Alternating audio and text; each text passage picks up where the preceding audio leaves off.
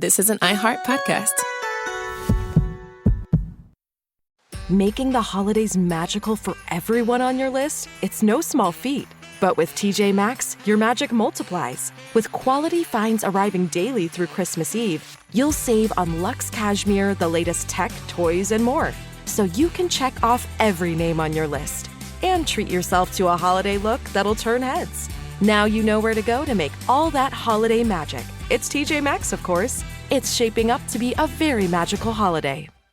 Welcome back in, everybody, to Clay and Buck. We're talking about the Mamdani, Kami Mamdani.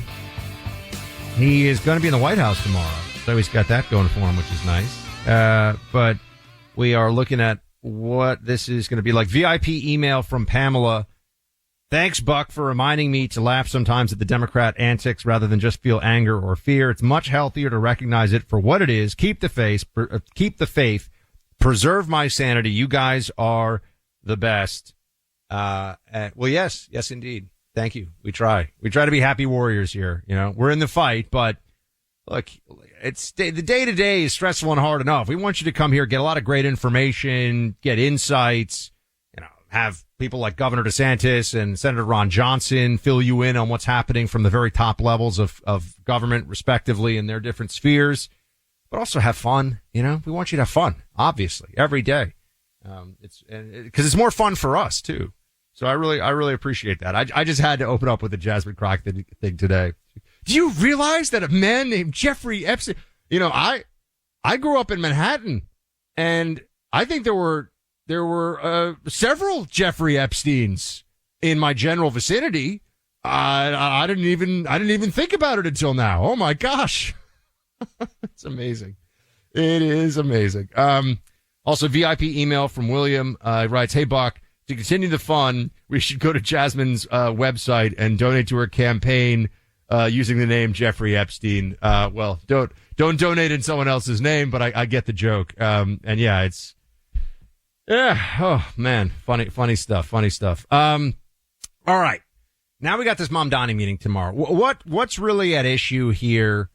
And I think that there's going to be an effort to, well, first of all, there's going to be an effort to make Mamdaniism, and Clay and I have talked about this a lot, an issue for the midterms. I don't know how well that will work. I think the cost of things is a huge decider of where this midterm is going to go, whether, who makes the case that they're better at handling costs. I was just actually reading a couple of days ago a piece, I can't remember, Wall Street Journal, New York Times. I read all these different newspapers constantly, so I can't keep straight sometimes where I read it. But as you know, one of the big Mamdani plans is a rent freeze. I'm going to freeze the rent. And this is one of these ideas that, I get it, it sounds good.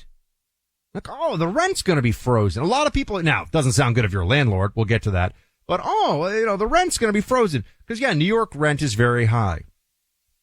Why is New York rent very high? This is true in a lot of cases.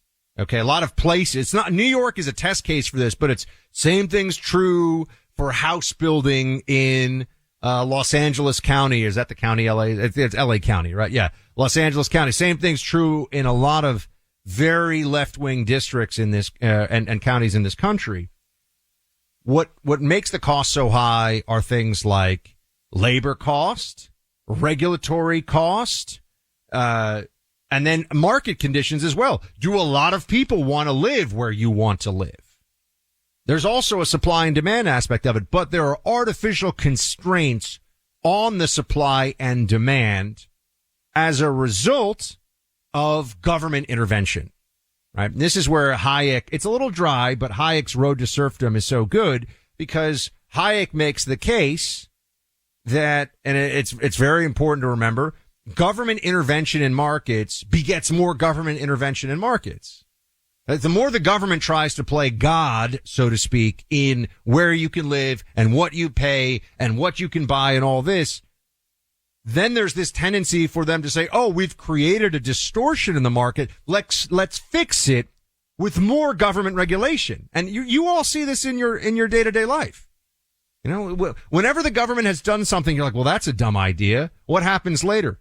When everyone realizes it's a dumb idea, does the government say, let's stop doing the dumb thing? No, they generally want to do another dumb thing to fix the dumb thing that they should not have done in the first place. And with that, I bring you rent control or a rent freeze, both of them applicable here, in New York City. Oh, let's just freeze the rent. Well, does that freeze the cost? Does that freeze taxes on the people who own these buildings? You know, this is where you start to see the destructive hand of government and markets. And Mamdani fundamentally does not. This is where he's a commie. Well, we'll just, we'll give more to people and then they'll have more stuff and everybody will be happy. But no, what about the hand that takes?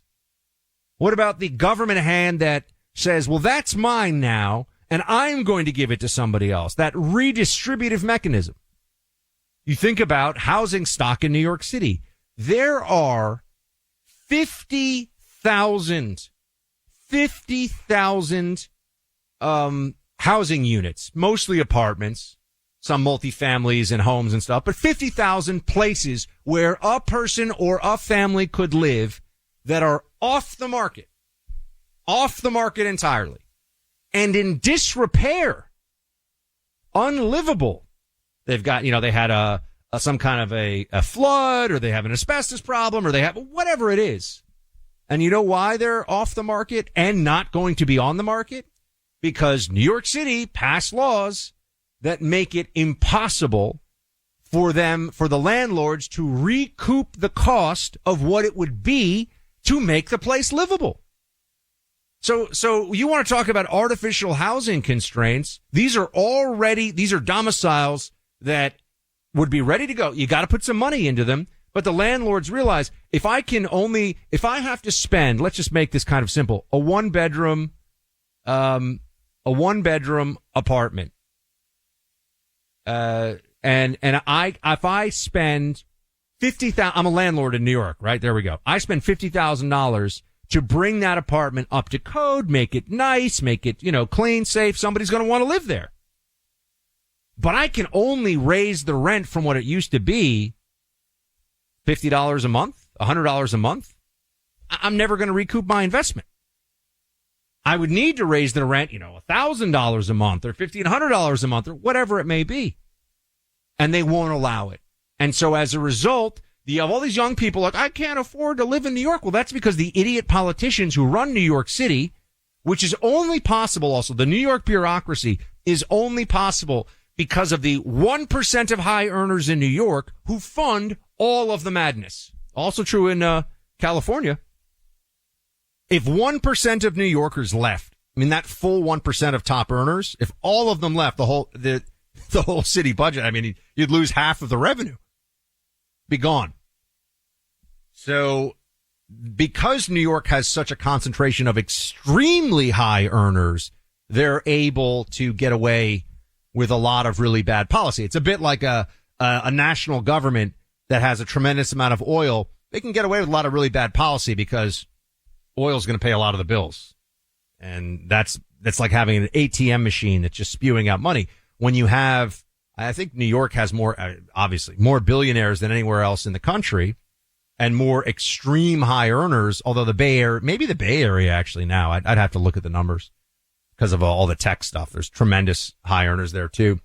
But if you had a flight of just even half of that 1%, the whole city, even 25% of that 1%, 10% of that 1%, the city budget just can't work, can't function. You start to think about how you get a state and then a federal bailout or something. So my problem with Mamdaniism is he has no response to what I said other than to grin and tell people, we're going to make it better for you. What I just explained is the reality that there are artificial constraints on housing that make the existing housing more expensive. And instead of dealing with those constraints and letting the market, a lot of people want to live in New York. They could build a lot more housing in New York. But instead of dealing with that properly, He's going to punish the people that you actually need to incentivize, landlords, builders, developers. He's going to punish them more and make the problem worse. Make scarcity a bigger issue. This is exactly what's going to go on. And then there's the immigration and enforcement side of, here we go. Mamdani on day one plan. This is why I was thinking about this. I got so fired up. The first order of business is to freeze the rent. Play 13. Yeah, I think the first order of business will frankly be the Rent Guidelines Board and freezing the rent for more than 2 million rent-stabilized tenants. That is something that happens on an annual basis here in New York City. The other two, as you referred to, is making buses fast and free and delivering universal childcare. And just this past week, I had a great meeting with the governor where we spoke about our shared focus on an affordability agenda and on universal childcare particularly. And this is something that will take a period of time. These are all promises that I intend to keep over the time that I am mayor. And I also know that what they have the potential to do is transform New Yorkers' ability to live in the city. This is true, and I know this is going to sound flippant. You know where they had universal child care as a matter of policy? The Soviet Union. They did. Do you think it was any good? No. No, you do not want your kids to be in that, but they did have it. So they could have mom and dad in the factories. The factories that didn't produce very much. The factories where they pretended to work and the owners pretended to, or the government pretended to pay them because they were the owners. It's astonishing that this is where we are. A rent freeze in New York. This guy got elected. This is the problem with Democrats, everybody. And I know for a lot of you, you're like, Buck, I live in Texas. Why do I care? Because this is Democrats at the national level too. This is how they think about everything. They approach it like a child would approach the problem. Instead of looking at what caused it and brought it to this point, it's like, well, what Band-Aid can I put on it to make it better now? What lipstick can I put on the pig, so to speak, to make it prettier? They don't actually look at root causes. They pretend to care about root causes. They don't care about root causes. They pretend to care about what got us here. The worst thing you can do for housing affordability in New York City overall is more stupid policy that makes it impossible for there to be more units on the market, more units being built. That's the worst thing you can do. And that's what he's doing. So this guy got elected largely on an issue where not only will he fail to make it better, he is inevitably going to make it worse. And this is the part that will really drive a lot of us crazy, and certainly a lot of New Yorkers crazy. And he will take no responsibility for it when he fails. It'll be somebody else. It'll be the rich, the fat cats, the millionaires and the billionaires. It'll be some class warfare nonsense, or it's Donald Trump's. It'll actually probably be Donald Trump's fault, which is one of the reasons why I think Trump and Mamdani meeting tomorrow is so interesting, because Mamdani has Trump built up as the boogeyman who will be the excuse for whatever failures Mamdani has in New York City. Whatever real market or real economic failures there are, he'll say, well, it's Trump's fault. Does he have to explain that? No, it's just going to be something that he says that makes him feel good. So we'll see. I'll take your calls on this. And also I want to talk about this video that was made, this video that was put out like a commercial about not obeying illegal orders from a bunch of Democrat politicians, including a Senator Slotkin, who I know she wants to be president, by the way. Not going to happen, but we'll talk about that coming up here in a little bit. When tragedy strikes, the Tunnel to Towers Foundation honors America's heroes and their families, heroes like United States Specialist Andy Kingsley. Andy served our nation with honor as part of the 82nd Airborne Division. Throughout his distinguished career, he received various awards and decorations, including a Purple Heart. But while Andy was deployed, he was severely injured. The incident resulted in the loss of his right leg, partial vision loss, a traumatic brain injury, and more. He spent over a year at Walter Reed National Medical Center learning how to navigate life with his injuries. Living with severe combat injuries can make even life's daily tasks challenging. That's why receiving a specially adapted mortgage-free smart home from Tunnel to Towers has been life-changing for Andy. It allows him to live with greater independence and dignity. This is the power of giving to Tunnel to Towers. Many more heroes like Andy need your support. Donate $11 a month to Tunnel to Towers at T2T.org. That's T2T.org. Sometimes all you can do is laugh, and they do a lot of it with the Sunday Hang. Join Clay and Buck as they laugh it up in the Clay and Buck podcast feed on the iHeartRadio app or wherever you get your podcasts. Making the holidays magical for everyone on your list? It's no small feat. But with TJ Maxx, your magic multiplies. With quality finds arriving daily through Christmas Eve, you'll save on luxe cashmere, the latest tech, toys, and more. So you can check off every name on your list and treat yourself to a holiday look that'll turn heads. Now you know where to go to make all that holiday magic. It's TJ Maxx, of course. It's shaping up to be a very magical holiday. Welcome back in here to Clay and Buck. Governor Ron DeSantis joins us now, the governor of my great home state of Florida. Mr. Governor, thank you for making the time for us. Oh, it's good to be with you. How are you?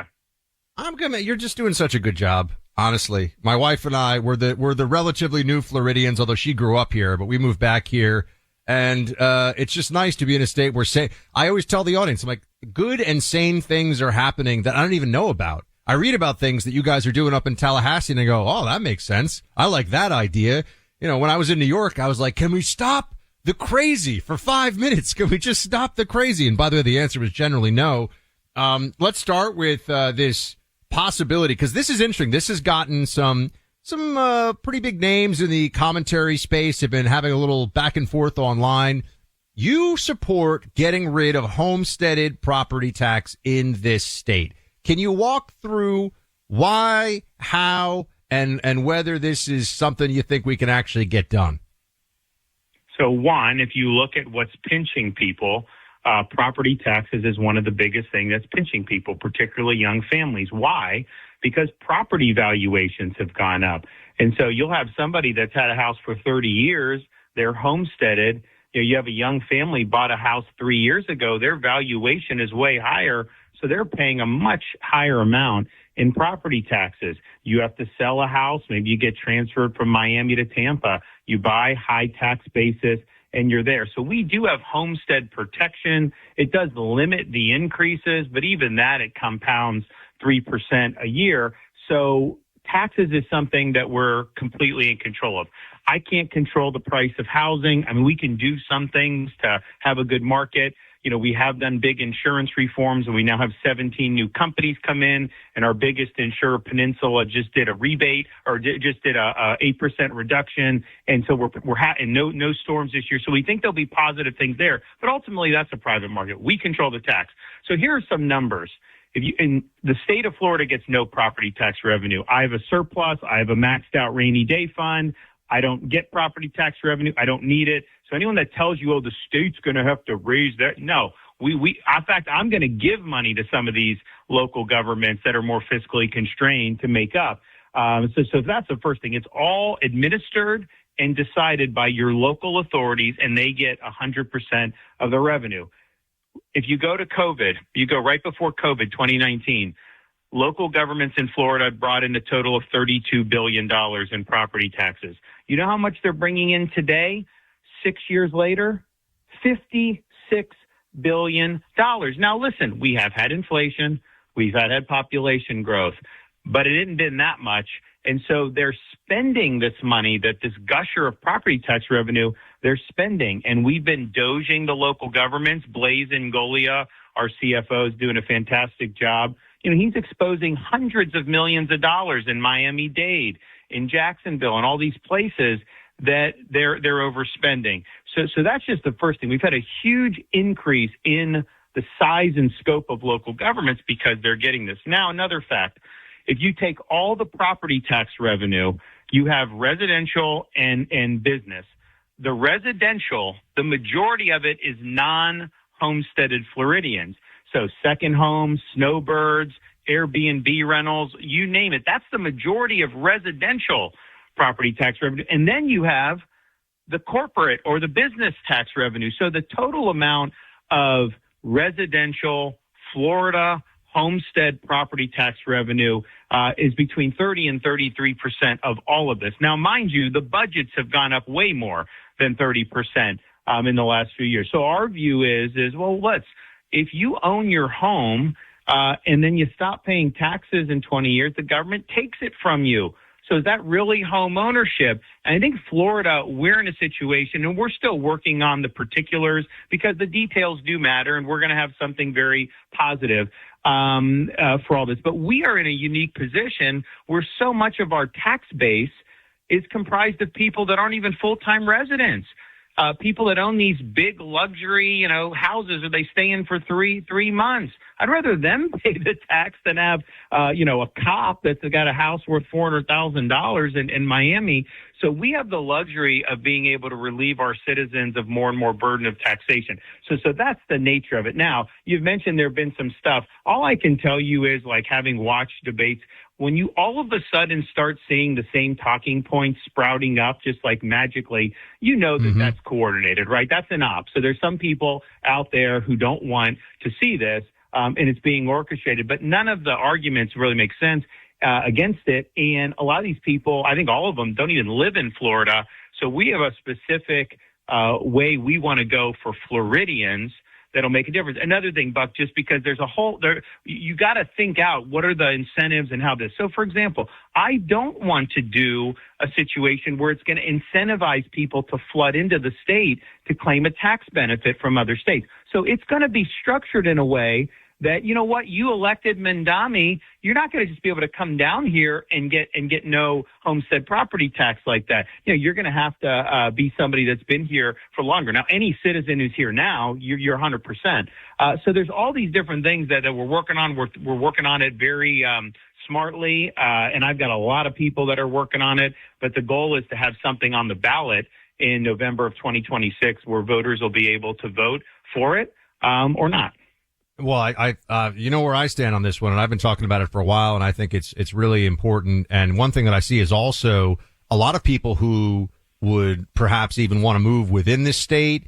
They don't want to, if they want to get a little more space or whatever it may be, they're worried if they have to pay at the new rate on property. Property tax creates all these, often I think problematic, disincentives in the market. So that's an issue that people don't talk about enough. But the opposition to this, I've seen some, I know actually some of the people publicly who are very like, no, someone has to pay the taxes.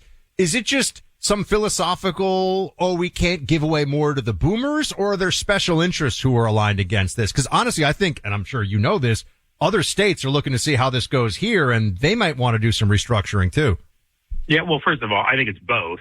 I don't think those are mutually exclusive. But there's this argument that somehow this is a quote giveaway to boomers. Now, first of all, Buck, I think you and I agree. If I reduce your taxes, I'm not giving you anything. Like that's your property. You own it. It's not the government's. And so if we go in this situation where, are you an AOC or an Obama view where everything belongs to the government and then government determines, what you get to keep? No, my default is you own your home. You get your income. You get 100% of your income in Florida because we don't have an income tax. Any tax we cut, you're just keeping more of what you already have had. You earned your home. You purchased that home. So philosophically, when they're talking about giveaway with respect to reducing taxes, to me, that's a leftist argument. Second, and you brought it up indirectly, elderly people. Now, there are some elderly that are getting strapped with the taxes, too, because they're on fixed income. Their taxes don't go up as much because they're homesteaded, but it still compounds over many years, and so they're being in a situation where it's tough. But if you're in a typical residential community in Florida and you have somebody that's lived in a home for 30 years, and then you have a young couple that bought a house, say, in 2021, that young couple is going to have a much higher tax basis for property tax. They are going to pay way more in property tax than the elderly homeowner who's been grandfathered in on the homestead limitation for the last however many decades. So if you're doing a homestead exemption, the young family, they gain way more with respect to the total dollar amount that they're doing. So I think what it does is when you have people out of state, they don't understand how Florida works. They somehow think that elderly person has a $500,000 home, young couple has a $500,000 home. Oh yeah, the elderly is getting as the same benefit. In reality, that is just not the way it works because of people having owned their homes. So, I think that it clearly is not being done with people that are actually in Florida and want to do it. But I do think some of it is special interest, but I do think some of it is ideological, and I think it's more of a left bent. Yeah, I totally agree with that one, and this audience already knows that, so that's not anything new. I'm a little surprised to see some of the voices, quite honestly, that are on the right who seem to be have a problem with this. I think it's bizarre. But anyway, I actually wanted to, if I could, now you probably saw this, Governor. Tomorrow, Trump and Mamdani are meeting. and I just think this is an opportunity for you to, just in the broadest terms, we have a huge Florida audience. We have a huge New York audience. And obviously people all across the country are listening. You have more people in this state, right? 21 million and half the budget. Yeah. Half the budget of New York. How is that possible? Like, what is New York doing? How is it spending twice as much money with less people? Well, not only that, Buck, New York City has 8 million people. And New York City's budget is bigger than the entire state of Florida's budget, and we have close to 23.5 million people. And that's before Mamdani, takes over the grocery stores and does things which are going to cost even more money. It's crazy what happened. So I think a lot of it is, they direct money to special interest. They have different people who are kind of part of their patronage network. In Florida, you look what we spend money on. Obviously, we have a federal state that does Medicaid, as all states do. Well, we didn't expand it under Obamacare, but we do have that portion. Education, the state has a big role in helping to fund school districts as well as our school choice scholarship program, which has 500,000 students on it now. Infrastructure. I've been able to accelerate projects all around the state of Florida. So we're delivering some 5 or 10 years ahead of schedule. And that's meaningful for people in terms of their family time and not having to be in traffic so much. And I know we got a lot of work in some other areas. Miami's tougher because it's harder to build in different areas, but in other parts of the state, we've made really good progress, I think, on that. And then we've done the biggest conservation program and environmental restoration with Florida's Everglades, which is a huge success that we've done. We did a Florida wildlife corridor because we don't want the whole state to be a concrete jungle. So we're spending money on things that really matter to people, but that's really what we spend it on. I think New York, it's all about kind of whoever's in the barnacles attached to the ship and all the different constituencies in the Democratic Party, they're doing it. And it's interesting. They'll say, oh, well, they pay better pension benefits, for their police officers and fire. Well, the thing is, a lot of those people move to Florida and spend those pensions in Florida. Yeah. So it's like you're doing that, and it's like benefiting our economy down here because you're driving these people away. But I really think, in terms of, there's obviously a big difference between the president and Mamdani. Mamdani's going to do dumb things in terms of the economy. He's going to try to raise taxes. He's obviously going to be governed by a woke agenda, educational stuff, or all that. But the number one thing that's going to drive people out of that city is that he hates the police. He wanted to abolish the NYPD. He thinks he should send social workers to answer the 911 calls. So if he goes down that road, it was bad under de Blasio. It didn't get much better under the current mayor. But I think he's going to make Bill de Blasio look like a right-winger. I mean, it is going to be really scary. I think that's the place. Unfortunately, having worked at the NYPD for a short while, Governor, I can tell you that's the place where the mayor, he is kind of the alpha and omega. Like, he can make the determinations about what policing is like in the city. These other things, the economic things, probably can't. But Governor DeSantis of Florida, thank you, sir, for all you do. Please keep up the phenomenal work and come back and talk to us again soon about what you're up to. Okay, roger that. Bye-bye. The Preborn Network of Clinics has a nationwide team of people looking after the lives of unborn children. It's a staff of people who are truly saving lives every day. This past year, they saved the lives of 67,000 unborn children. When a woman walks into one of Preborn's clinics, she's welcomed with open arms. She's introduced to her baby through an ultrasound, and for the first time, she sees life, not loss, and she's offered hope-filled choices. When she chooses life, Preborn continues walking with her for up to 2 years, providing maternity clothes, diapers, counseling, and so much more. Preborn cares for the whole woman and the precious baby growing inside her. As you think about your year-end giving, consider the greatest investment you could ever make, the gift of life. There are hundreds of thousands of mothers-to-be in this situation today. As the year closes out, your tax-deductible donation can be the difference between life and death. It will help Preborn accomplish their mission. Using your cell phone, dial pound 250 and say the keyword baby. That's pound 250, say baby, or visit preborn.com/buck. All gifts are tax deductible. Preborn is a 5-star rated charity sponsored by Preborn. You ain't imagining it. The world has gone insane. Reclaim your sanity with Clay and Buck. Find them on the free iHeartRadio app or wherever you get your podcasts. Third hour of Clay and Buck gets going right now with Senator Ron Johnson of Wisconsin joining us. Senator, appreciate you as always, sir. Thanks for calling in. Well, Buck, I hope you're doing well. Yeah, man, things are great here. Let's get right to it. This revelation that came out, it was a combination of reporting from Miranda Devine, Tucker Carlson, on Thomas Crooks, the would-be assassin of Donald Trump, really the first of two would-be assassins, but the one who actually got shots off and managed to shoot the president in the ear.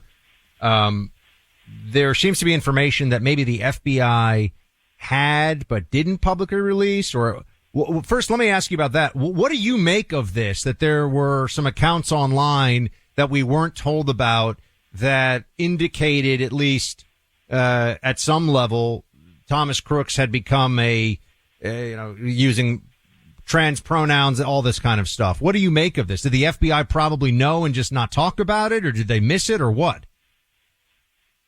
Well, again, I've got a great deal of sympathy for Cass Patel, Dan Bongino, Pam Bondi, going to these agencies, trying to root out the deep state actors that many are still burrowed in, unable to really hire the kind of staff they need because of the lawfare against good people like Judge Troops in Wisconsin and others. They're kind of reluctant to join the Trump administration, fearing their career will be destroyed.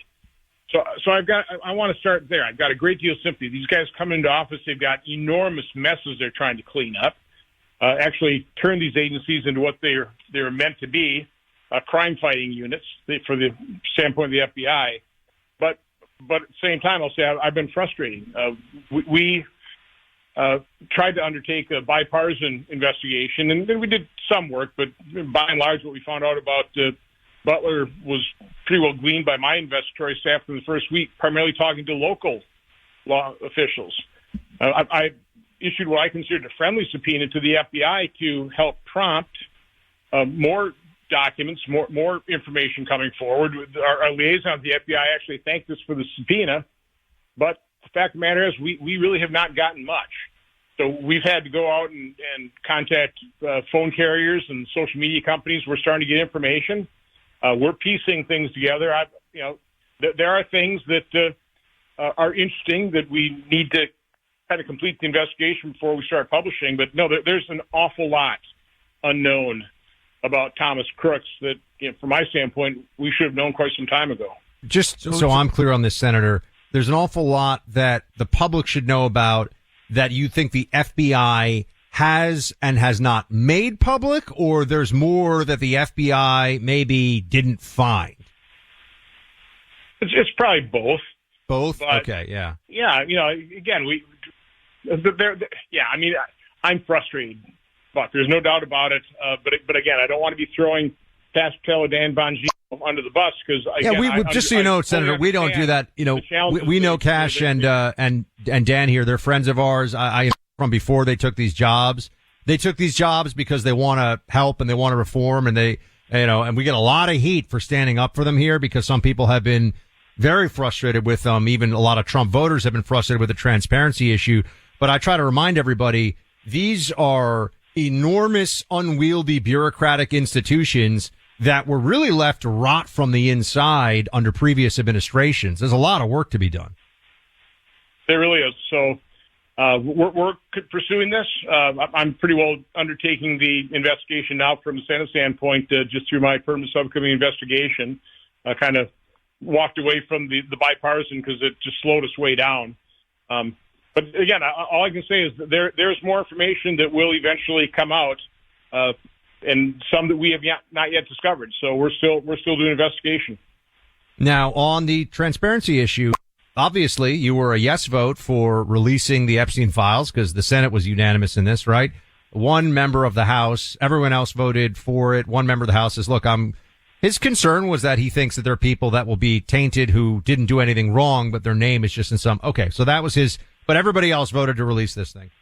Can you just tell us what your sense is of where the president has been on this one? I know you talked to President Trump. He is now in favor of it. But people keep asking, they say, well, why is he in favor of it now? Why has there been this delay? And how do you see the release of the Epstein files from the beginning of this administration to present in terms of what's gone on here? Like, why has it been so stop-start? Speaker really did a pretty good job of laying out his concerns about, information getting out in the public domain that really would be harmful to victims, and is that going to be adequately protected in whatever gets released this time? Similar concerns. I think President Trump, as I would have similar concerns going, is this evidence of these documents untainted? I mean, let's face it, they were in the midst of the Biden administration, that administration doing everything they could to destroy Donald Trump during their 4 years. If there was something damaging to Trump, you would think that would have already been released. Yeah.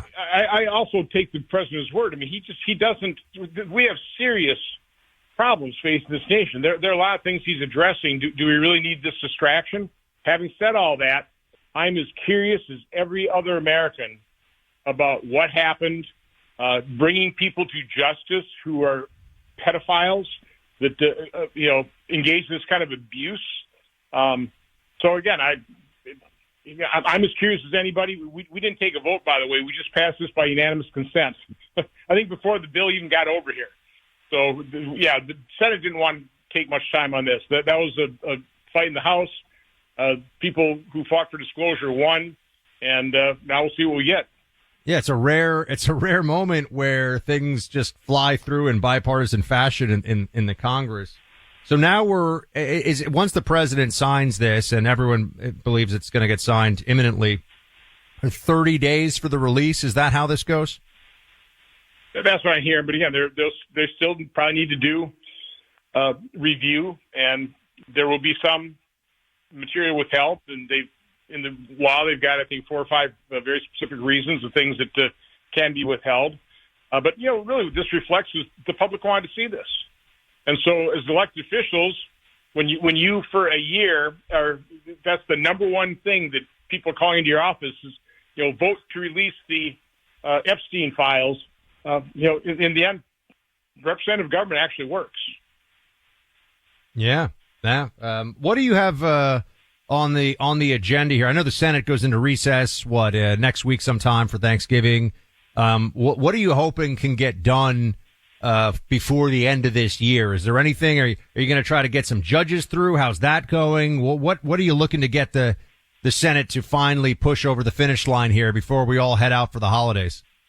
Yeah, the Senate's always doing nominations. Now that we had to change the rules because of the obnoxious obstruction of Democrats, we'll probably clear another 70 to 100 nominations of various types. But we are working on health care. By the way, we always have. It's just galling to hear, Republicans have no plans. We have all kinds of plans. It's how do we get it passed? Democrats are in a complete state of denial of the miserable failure that Obamacare has been. The reason people's premiums are increasing is because of the flawed design of Obamacare. And so we are working very, very diligently on that. Rick Scott is heavily involved in this, probably as knowledgeable an individual on healthcare in America, if not the world. So we've got some good people here. I bought healthcare for 30 years. I'm pretty knowledgeable about it as well. So we're going to do this based on, repairing the damage done by Obamacare, properly define the problem, coming up with, what are the principles? And President Trump tweeted the main principles. Rather than spend hundreds of billions of dollars into these insurance companies, United Health stock price increased 1,177% since Obamacare. The slowest percent increase in stock price is 414%. So instead of filling the coffers of insurance companies, why don't we give that money to the American people, turn them into consumers of health insurance and health care with things like HSA accounts? So, no, Republicans have solutions. It's how can we overcome, the impediment that the structure of Obamacare is with the current filibuster, which, by the way, I've been very public reluctantly. But I completely agree with President Trump. It's time to end the filibuster. The Democrats will do it.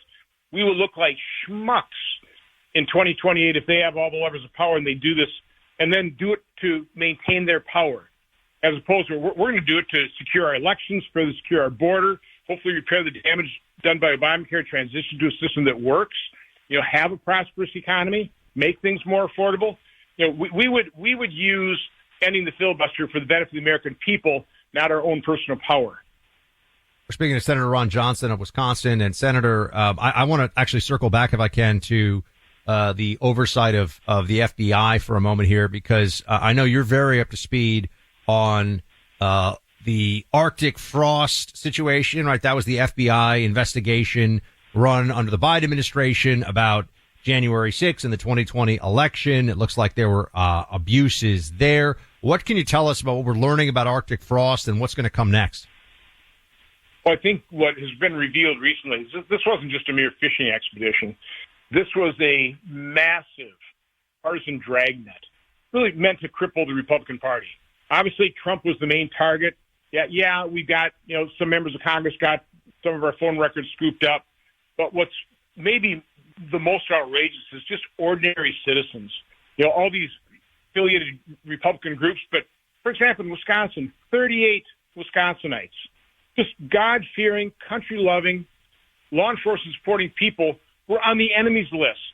They are literally trying to destroy a person of unbelievable integrity, Judge Troupas, who just represented President Trump for two months after the election. There were serious problems in Wisconsin.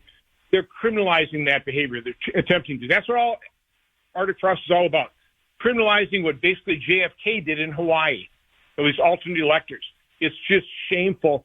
And I met with the Attorney General Pam Bondi and Deputy Attorney General Todd Blanche this week, and they are completely on board with exposure. And one of the things I point out is get us the communication records between Biden officials and Wisconsin officials on, for example, Judge Troupas. Let's see the coordination between the Biden administration, these outside groups, the Mary McCords, the Mark Elias's, all these legal groups that the left has that are engaged in lawfare across the board. And again, not just against President Trump, but ordinary Americans, people just have to support the Republican Party and President Trump.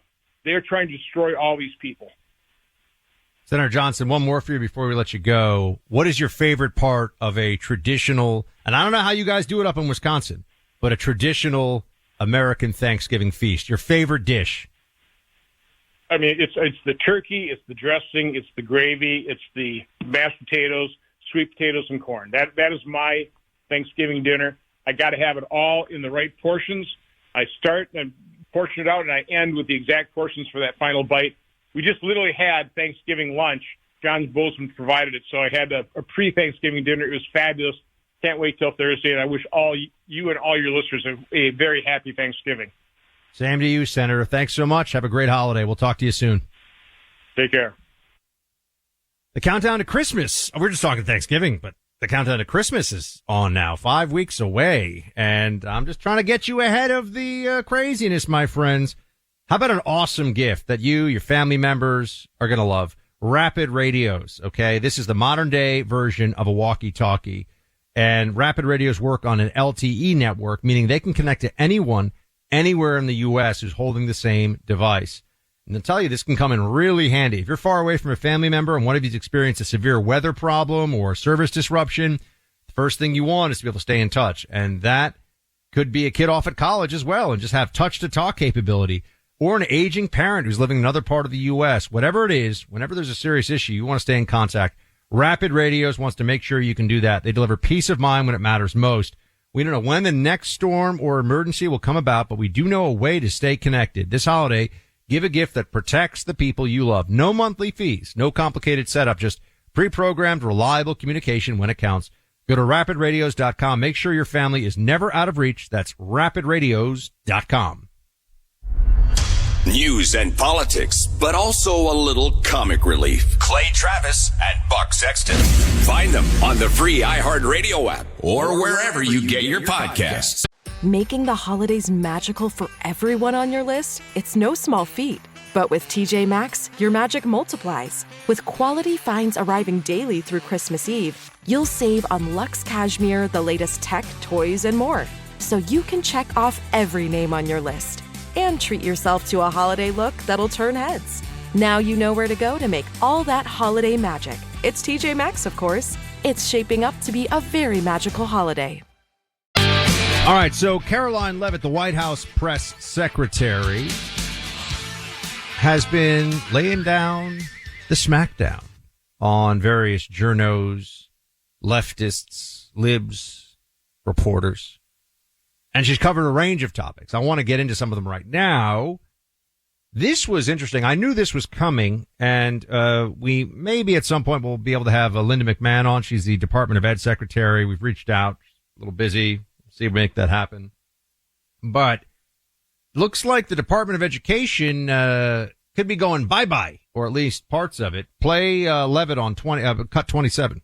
President Trump took a significant step toward delivering on a core campaign promise to finally close the Department of Education. To shrink the bloated federal bureaucracy, the Department of Education just entered into new interagency agreements with 4 agencies: the Departments of Labor, Interior, Health and Human Services, and State. These agencies will now ensure the delivery of legally required programs while also refocusing them to better serve students. This common sense action brings the Trump administration much closer to finally returning education where it belongs, at the state and local level, not in Washington, D.C. The Democrats' reckless 43-day government shutdown did manage to do one valuable thing. It proved that America does not need a federal Department of Education.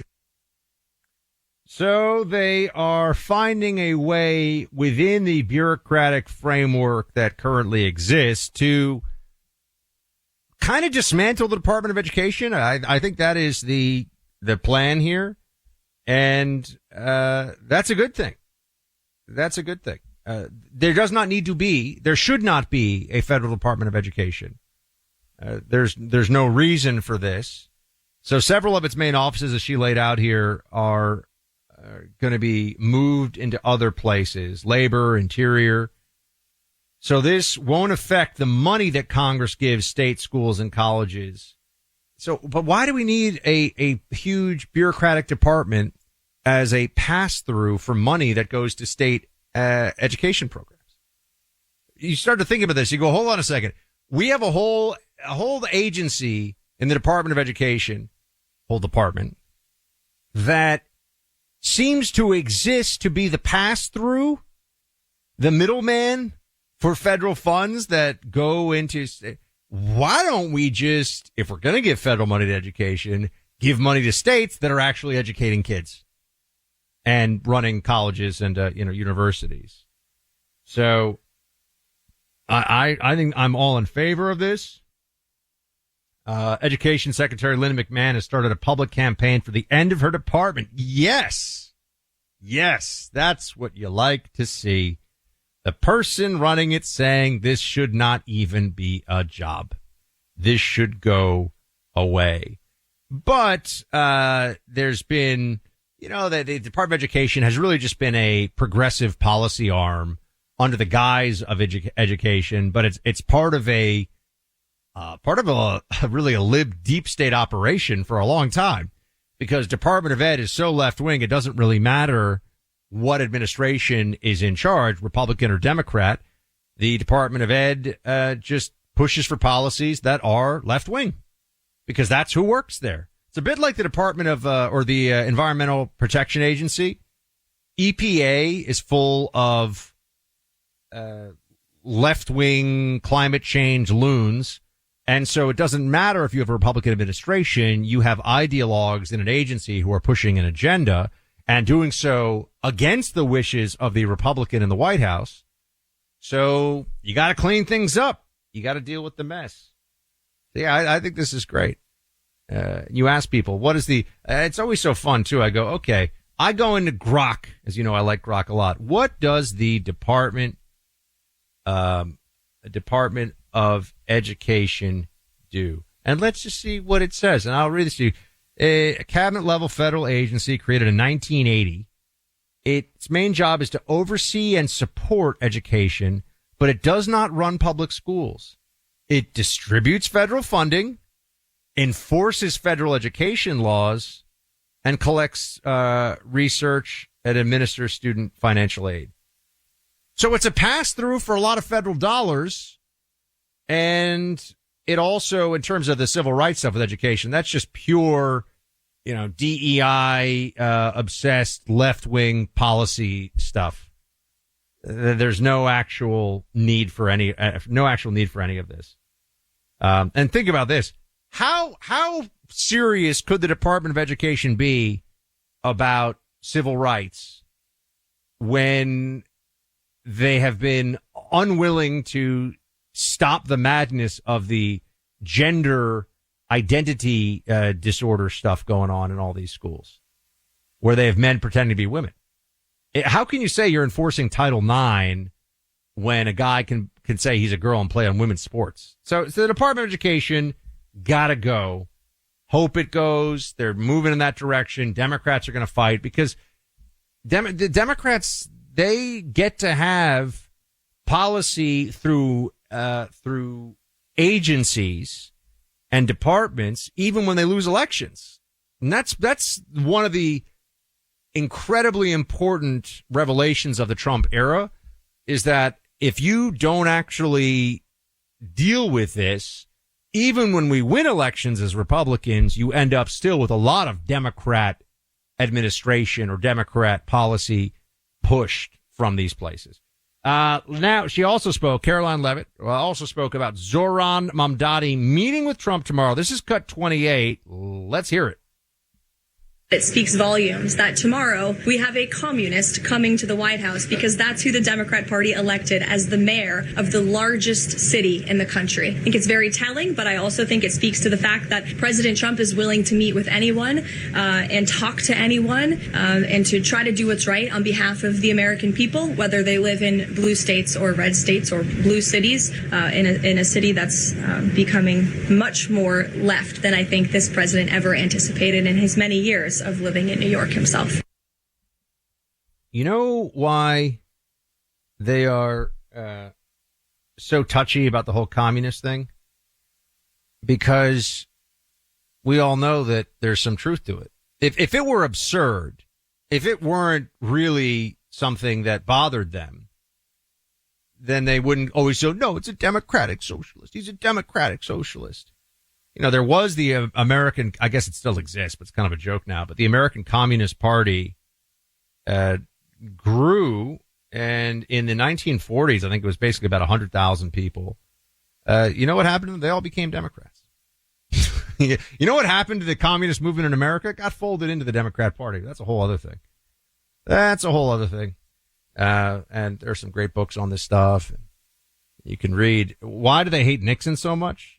They really hate Nixon so much because he was a staunch anti-communist, and he worked to expose that there were a lot of Democrats who were willing to play footsie with communists back in the day. But I digress on that one. Look, I think Trump will be, as I said before, he'll be himself. He'll be charming and funny to Mamdani. There'll probably be some great lines. And what was the thing? What did Trump say to the? I don't even know who he said it to. But he was on Air Force One, and some reporter interrupted him, and he said, "Quiet, piggy." And the thing about this is, it's just the Democrats, they get so upset about it. They're going to get so angry about it. And it just encourages them to do more stuff like that. Like, they're not going to make Trump stop being Trump. They can try to shame his supporters. It's not going to work.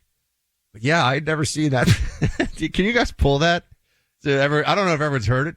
Do we have it? Trump saying, "Quiet, piggy." I hope it's not AI. I don't think it was AI. Now I have to worry about any clip that I see. This is the world we're in, my friends. There's stuff that it can look very real. They have programs now that can make Trump look like he said things close to what he said, but change the words a little bit. This is the world that we are in right now. So that's why I'm always like, oh gosh, I hope that's not AI, but I'm pretty sure he said this one. Just like I was sure that he was meeting Mamdani tomorrow, and he is. The Mamdani disaster in New York, I think, is inevitable. I hope it's not, for New York's sake, and for my family that are there, but I think the Mamdani situation is likely to get really bad. Really bad. We'll see. Oh, and Caroline Leavitt also got into an exchange with a reporter about that military PSA. Is it really even a PSA? It's just kind of an underhanded attack. But here she is. This is cut 29. Listen to it. The president and the vice president, for that matter, have accused the other side of encouraging political violence. Isn't that exactly what the president is doing when he says that members of Congress should be killed? Why aren't you talking about what these members of Congress are doing to encourage and incite violence? They are literally saying to 1.3 million active duty service members not to defy the chain of command, not to follow lawful orders. Actually, every single can refuse an illegal order, which they're suggesting, Nancy, that the president has given illegal orders, which he has not. Every single order that is given to this United States military by this commander-in-chief and through this chain of command, through the Secretary of War, is lawful. And the courts have proven that. This administration has an unparalleled record at the Supreme Court because we are following the laws. We don't defy court orders. We do things by the books. And to suggest and encourage that active duty service members defy the chain of command is a very dangerous thing for sitting members of Congress to do, and they should be held accountable, and that's what the president wants to see. She's not messing around, and I think it just based on the number of you who are veterans yourselves or even active duty, but veterans who have written in very unhappy with this PSA. It's meant to undermine the commander-in-chief. Let's just be honest. It's meant to undermine the commander-in-chief. That is what they are doing. And it just goes with everything else. They have to tell stories, fables to themselves to justify their Trump derangement. And that's yet another example of it. All right. Christmas is 5 weeks. Is that right? 5 weeks from today? My gosh. So for any last minute holiday shoppers in this audience, let me tell you, you don't want to grab a gift card. That's the easy way out. All right. I've got the suggestion. Your one-stop shop for all Christmas shopping needs. Cozy Earth. This is what I got for all my family members in New York. I got my mom a pink bubble cuddle blanket. I got my dad a gray bubble cuddle blanket. Sounds slightly more masculine when it's gray. It's amazing blankets though. I mean, I have one downstairs here that's white. Kara and I snuggle up with it with Ginger and Speed all the time. Cozy Earth products are just fantastic. I've got a sweatshirt from them. I've got sheets on my bed are from Cozy Earth. So I recommend you start with the sheets. Just get yourself some new sheets. And from Cozy Earth, you'd be like, these are better than my sheets. Wow, these are so worth it. Get them for anyone else in your family. It's a great Christmas gift. And once you're on the Cozy Earth website, you'll see there's great deals and there's so many things you can get for people.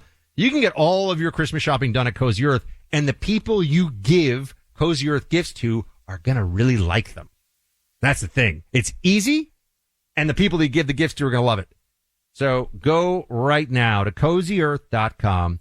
CozyEarth.com. Use my name, Buck, as your promo code on top of their site-wide sale for up to 40% off. Again, the website, get all your Christmas shopping done. Clothing, bedding, towels, gifts of all kinds. CozyEarth.com. Use code Buck and share luxury this holiday season.